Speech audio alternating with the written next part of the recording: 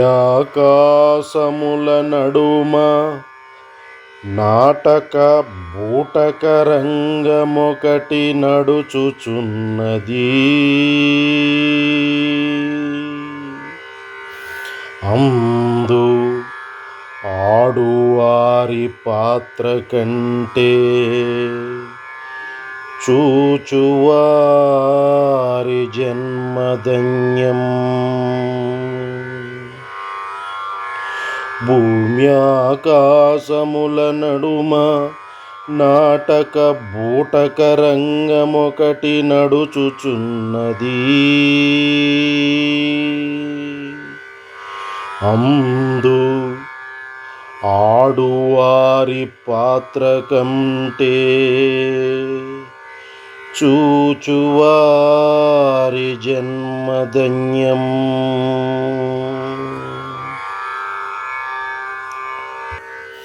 మా సద్గురుదేవులు శ్రీ గౌరీశంకర స్వామి తరచూ అనే మాటే ఇప్పుడు చెప్పుకున్నటువంటి భూమి ఆకాశం మధ్య నాటక బూటక రంగం ఒకటి నడుస్తున్నది.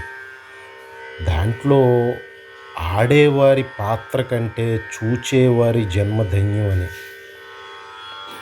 అంటే ఏమి సూచించేవారంటే స్వామి దీన్ని బట్టి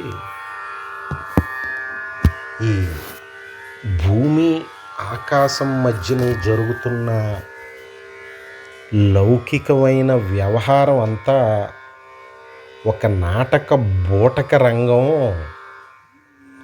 దీంట్లో ఆడేవారు అని అంటే అజ్ఞానంతో, అమాయకత్వంతో, కోరికల వ్యామోహంతో ఈ జగన్నాటకంలో లీనమైపోయే సామాన్యులని.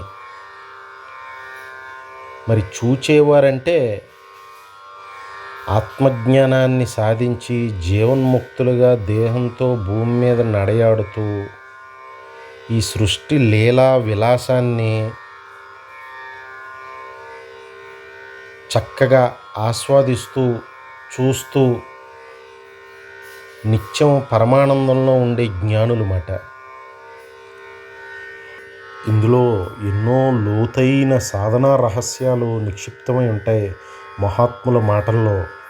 దాన్ని పగలగొట్టుకునే శక్తి, దాన్ని అర్థం చేసుకునే సాధన ప్రసాదించమని మహాత్ములకి నమస్కారం చేసుకుని సాధన చేస్తే తప్పితే ఇవి అర్థమయ్యే విషయాలు కాదు. ఎందుకంటే వారు మాట్లాడే స్థాయి చాలా గంభీరంగా, లోతుగా, సూచనాప్రాయంగా ఉంటుంది. దాన్ని సాధకులు మాత్రమే తీవ్ర సాధన ద్వారా సమన్వయం చేసుకునే అవకాశం ఉంటుంది. ఇక్కడ ఏంటంటే గ్రహించవలసింది, ఈ భూమి మీద ప్రారబ్ధవశాన జన్మ తీసుకొచ్చిన జీవులందరూ ఈ లౌకిక ప్రపంచంలో ఒక ముందుగానే సూచించబడిన ఒక లీలా నాటక జగత్తులో వారి వారి పాత్ర పోషిస్తున్నారు. అదే భూమి ఆకాశం మధ్య జరుగుతున్న నాటక బూటక రంగం అని గ్రహించలేరన్నమాట. నాటకం అనంటే మనం చాలా సులువుగా సమన్వయం చేసుకోవచ్చు. ముందుగానే ప్రణాళికాబద్ధంగా రచింపబడిన ఒక వ్యవహారం అది. మనం నాటకాలు, సినిమాలు వీటిని చూస్తే అది ముందుగానే ఒక ప్రీ ప్లాన్డ్ స్క్రిప్ట్ తోటి, పాత్రలతోటి, యాక్టర్స్ తోటి ముందుగానే రచింపబడిన ఒక స్క్రిప్ట్లో దాన్ని చిత్రీకరణ చేస్తారన్నమాట, పిక్చరైజ్ చేస్తారు. అదే నాటకమైనా సినిమా అయినా ముందుగానే ప్రణాళికాబద్ధంగా రూపొందించబడితే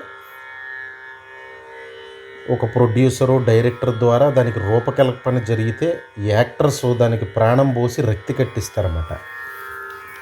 భూమి ఆకాశం మధ్యన జరుగుతున్నదంతా ముందుగానే ఆ మహాశక్తి మహామాయతో కలిసి ప్రణాళికాబద్ధంగా రూపొందించబడిన ఒక నాటకం.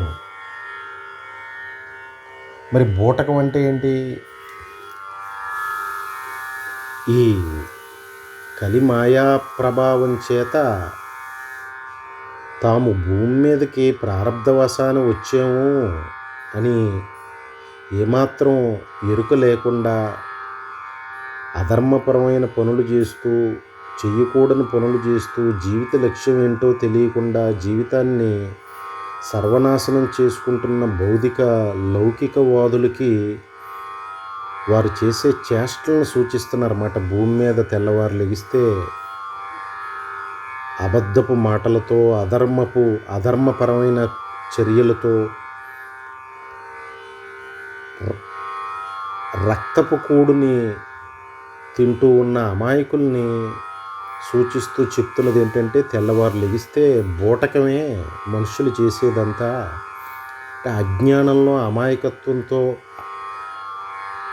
జీవిత లక్ష్యం తెలియక కోరికలు తీర్చుకుంటమే పరమావధిగా నడిచే వారిని సూచిస్తూ చెప్తున్నది ఏంటంటే, బూటకపు పనులే. అంటే ఫ్రాడ్, హిపోక్రసీ అని అనుకోవచ్చు ఇంగ్లీష్లో. మనుషుల వ్యవహారం చూస్తే ఇలాగే ఉంటుందన్నమాట. ఇప్పుడు ఏంటంటే నాటకం, బూటకం, భూమి ఆకాశాల మధ్యన నాటక బూటక రంగం ఒకటి నడుస్తున్నదే అని అంటున్నారన్నమాట. అందులో ఆడువారి పాత్ర కంటే చూచువారి జన్మధన్యమని. మరి ఆడేవారు ఎవరో ఈ నాటక బూటక రంగంలో? సామాన్యులమాట. అజ్ఞానం చేత ఆవరింపబడి తాము ఎవరో తెలియక, ఎందుకు వచ్చామో తెలియక, కోరికల విషవలయంలో కొట్టుకుపోతూ జనన మరణ చక్రంలో పడిపోతున్న సామాన్యులందరూ కూడా ఆడేవారే ఈ నాటకంలో. కానీ దురదృష్టం ఏంటంటే, ఇది నాటకమని, ఈ నాటకంలో వారు పాత్ర పోషించడానికి వచ్చామని ఏమాత్రం ఎరుకు లేకుండా అందులో లీనం అయిపోయి ఆడేస్తూ ఉంటారన్నమాట ఈ నాటక బూటక రంగంలో సామాన్యులందరూ. సినిమా చూస్తుంటే, సినిమాలో ఒక హాస్యనటుడు, ఒక కమెడియన్ జోక్ వేస్తే సరదాగా నవ్వుకుంటాం.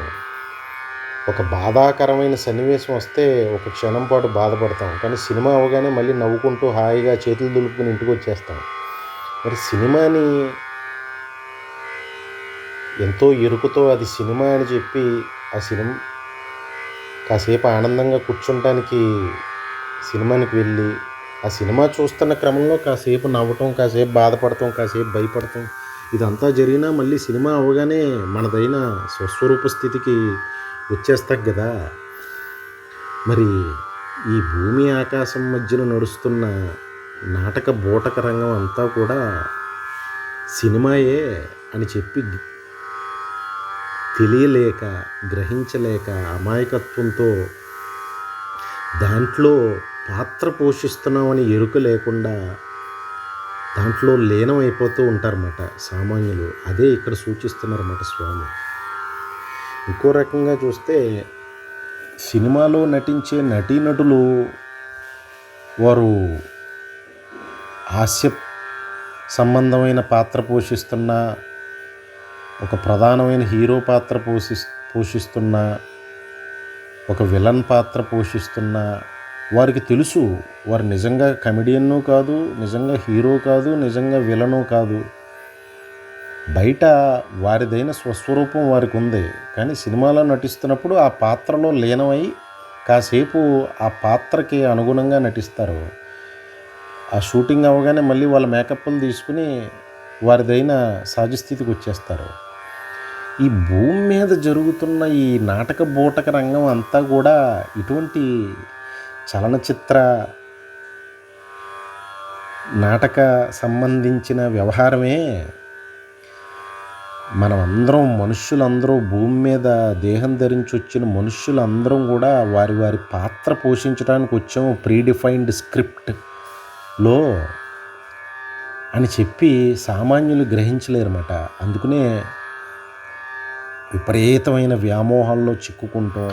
కామక్రోధ లోభ మోహ మదమాశ్చర్య సంబంధ అరిషడ్వర్గ గుణాల్లో కొట్టుకుపోవటం, శబ్దస్పర్శ రూప రసగంధాలనే దొంగల బారిన పట్టడం, ఈర్ష్య అసూయ ద్వేషాలతోటి రగిలిపోవటం, అవమాన భారాలతో కుమిలిపోవటం, ధన సంపార్జనకి మృగతృష్ణ కింద పరుగులు పెట్టడం, ధనం సంపార్జడానికి ఎంతటి బరిదిగింపుకైనా అధర్మ పరులకైనా తెగించటం, ఇటువంటి అజ్ఞాన వశం అయిపోయి తాము భూమి మీదకి వారికి ముందుగానే ప్రారబ్ధవశాన నిర్దేశింపబడిన పాత్రను పోషించడానికి వారు వచ్చామని తెలియకుండా జన్మచక్ర పరంపర నుంచి బయటపడటానికి భగవంతుడు ఈ దేహాన్ని ఇచ్చాడని చెప్పి గ్రహించలేకుండా గత ప్రారబ్ధవశాన్ని అనుభవించవలసిన సుఖదుఖాలను అనుభవిస్తూ మళ్ళీ కొన్ని లక్షల జన్మల్ని పేర్చేసుకునే చర్యలు చేస్తూ ఆ పాత్రల్లో లీనమైపోయి ఎరుక లేకుండా కష్ట నష్టాల బారిన పడిపోతున్నారు సామాన్యులు అని చెప్పి సూచిస్తున్నారన్నమాట స్వామి. మరి ఇది ఇలా ఉంటే ఆడేవారి పాత్ర కంటే చూచేవారి జన్మ ధన్యం అని అంటున్నారు. మరి ఎవరు ఈ చూచేవారని? సినిమా చక్కగా చూస్తూ ఆనందంగా ప్రేక్షకులు, స్పెక్టేటర్స్ ఉన్నారు కదా, సినిమా చూసే ప్రేక్షకులు, వారు కాసేపు నవ్వుకున్నా, కాసేపు బాధపడినా, కాసేపు భయపడినా సినిమా చూస్తున్నంతసేపు ఆ సినిమా అవగానే హాయిగా ఆనందంగా మళ్ళీ ప్రశాంతంగా ఎలాగుంటారో వారిదైన స్వస్వరూప స్థితిలో, అలాగే ఈ భూమి మీద నాటక బూటక రంగంలో ఉంటూ కూడా దీన్ని హాయిగా ప్రశాంతంగా ఎరుకతో వీక్షిస్తూ ఉండేవారు ఎవరంటే జ్ఞానులు, మహాత్ములు, సద్గురువులు, జీవన్ముక్తులు అని చెప్తున్నారన్నమాట. వారు ఈ భూమి మీద నాటక బూటక రంగంలోనే ఉన్నారు. కానీ వారికి తెలుసు వారు వారిదైన పాత్ర పోషించడానికి వచ్చారు, అందులో లీనం అవ్వాల్సిన అవసరం లేదు. దాన్ని వీక్షిస్తూ వారి పాత్ర వస్తే దాన్ని కాసేపు నటిస్తూ మరి తనదైన స్వస్వరూప స్థితిలో నిత్యానందంలో ఉంటారో వారే మహాత్ములు అని చెప్తున్నారన్నమాట స్వామి. అంటే ఇక్కడ ఏంటంటే పరితపనతోటి ఈ లౌకిక ప్రపంచంలో కొట్టుమిట్టాడుకుపోతూ కాసేపు సుఖం, కాసేపు దుఃఖం, కష్ట నష్టాలు అనుభవిస్తూ కొట్టుకుపోతున్న సామాన్య జనానీకం కంటే కూడా అంటే ఆడేవారు మాత్రం వీళ్ళందరూ తెలియకుండా వారు పాత్ర పోషిస్తున్నామని తెలియకుండా చొచ్చుకుపోయి లీనమైపోయి బాధల కష్టాల వలయంలో చిక్కుకుపోతున్నారు అన్నమాట. జన్మ పరంపరా చక్రంలో అజ్ఞాన వశం చేత వీరికంటే కూడా హాయిగా ఆనందంగా భూమి మీద నాటక బూటక రంగంలో ఉంటూ కూడా దాన్ని ఎరుకతో గమనిస్తూ చూస్తూ వీక్షిస్తూ నిత్యానందంలో ఉండే మహాత్ములు కదా గొప్పవారు, వారి జన్మ కదా ధన్యం అని చెప్తున్నారన్నమాట. ఈ విషయాన్ని గ్రహించాలి. ఇక్కడ ఇంకొక రకంగా దీన్ని సమన్వయం చేసుకుంటే భూమి ఆకాశముల నడుమ నాటక బూటక రంగం ఒకటి నడుచుచున్నది, అందు ఆడువారి పాత్ర కంటే చూచువారి ధన్యం అని. దీని ఆడువారు అంటే అందులో లీనమైపోయి చొచ్చుకుపోయి అమాయకత్వం చేత తాదాత్మ్యం చెందేసిన వాళ్ళు అని అనుకుంటే, ఇంకో రకంగా అనుకుంటే ఆడువారు, ఆడవారు అని కూడా అనుకోవచ్చు అన్నమాట. వేదాంతంలో మహాత్ములు కేవలం పురుషుడు ఒక్కడే అని చెప్తారు, మిగతా వాళ్ళందరూ స్త్రీలే, ఆడవారే. పురుషుడు ఎవడయ్యా అంటే ఎవరైతే ఆత్మజ్ఞానాన్ని పొంది ఆత్మగా నిలబడ్డాడో వాడు ఒక్కడే పురుషుడు, మహాత్ములే పురుషులు. దేహవశాన్ని స్త్రీ పురుష లింగభేదం కాదు ఇక్కడ మహాత్ములు చెప్తున్నది. ఎవరైతే దేహ తాదాత్మ్యం చెంది ఈ సృష్టి నాటక బూటక రంగంలో తాదాత్మ్యం చెంది లీనమైపోతున్నారో వాళ్ళందరూ ఆడవారే. ఆడువారు అని అనుకుంటే దాన్ని చమత్కారంగా ఆడవారు అని కూడా అనుకోవచ్చు అన్నమాట. ప్రకృతి స్వరూపమే వాళ్ళందరూ. మరి పురుషుడు ఎవరయ్యా చూచేవారు అంటే జ్ఞానులు మాట, మహాత్ములు, సద్గురువులు.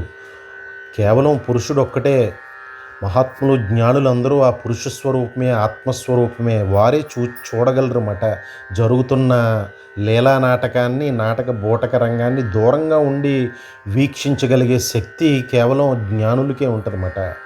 మిగతా వాళ్ళందరూ ఆడవారే. వాళ్ళందరూ నాటకంలో తాదాత్మ్యం చెంది ఎరుక లేకుండా ఆడుతున్నాము, నటిస్తున్నామని కూడా తెలియకుండా కష్ట నష్టాల సుఖదుఖాల బారిన పడి తాదాత్మ్యం చెంది భూమి మీద నాటక బోటక రంగంలో ఇరుక్కుపోయి జన్మచక్ర పరంపరలో పడిపోతున్నారన్నమాట. కాస్త ఈ విషయాన్ని లోతుగా సమన్వయం చేసుకుంటేనే తప్పితే అర్థం అవ్వదన్నమాట ఇది. దీనిని బట్టి మహాత్ముల హెచ్చరికని గ్రహించవలసింది ఏంటంటే, అయ్యో ఈ తాత్కాలికమైన శాశ్వతం కాని ఈ మానవ దేహం ధరించి వచ్చాను నేను.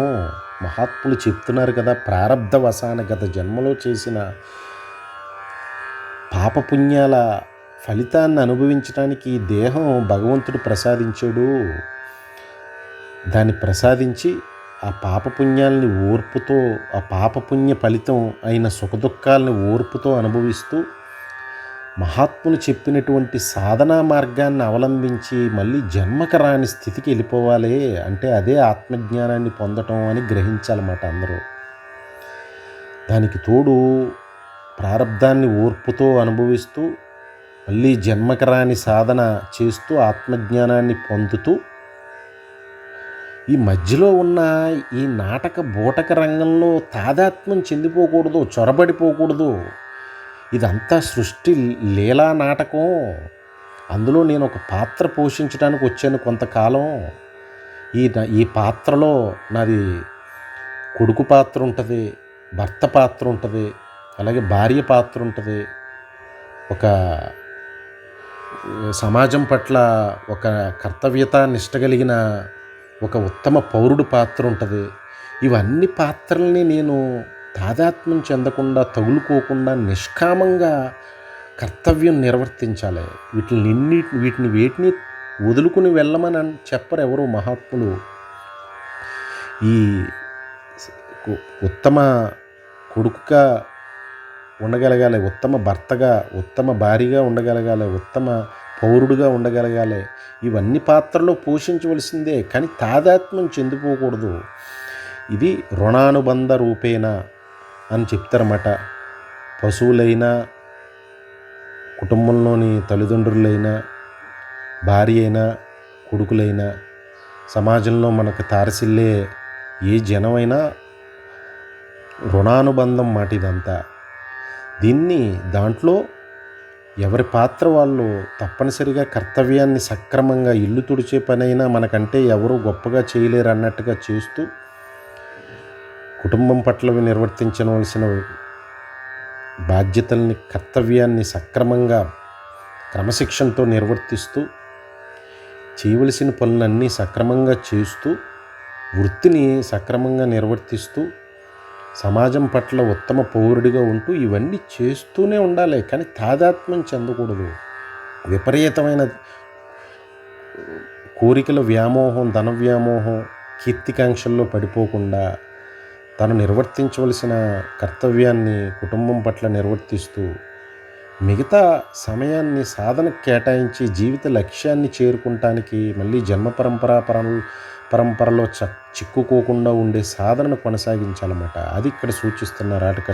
అటువంటి సాధన కొనసాగిస్తే, ఆత్మజ్ఞానం పొందితే వారు ఈ సృష్టి లీలా నాటకంలో తగులుకోరు. ఇంకా దేహంతో ఉన్న చక్కగా హాయిగా సినిమా చూస్తున్నట్టు చూస్తారన్నమాట ఈ ప్రపంచాన్ని, జరుగుతున్న నాటక బోటక రంగాన్ని. కానీ మిగతా వారు ఎవరికైతే ఆత్మజ్ఞానం పొందలేదో వారందరూ ఈ నాటకంలో చొరబడిపోయి అధర్మం చేస్తూ వారు ఎందుకు జీవిస్తున్నామో కూడా తెలియకుండా కష్ట నష్టాలను కొని తెచ్చుకుంటారన్నమాట.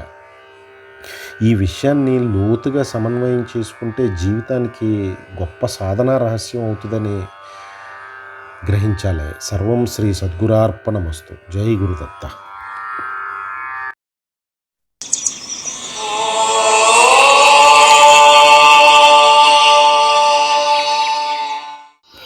మానవ జీవిత పరమలక్ష్యం ఆత్మజ్ఞానాన్ని పొంది జీవన్ముక్తుడిగా జీవించి జననమరణ చక్రం నుండి బయటపడి పరమపదం చేరటమే. ఈ తత్వాన్ని విప్లవంలాగా తీసుకువచ్చే జ్ఞానయజ్ఞమే ఈ సంకల్పం.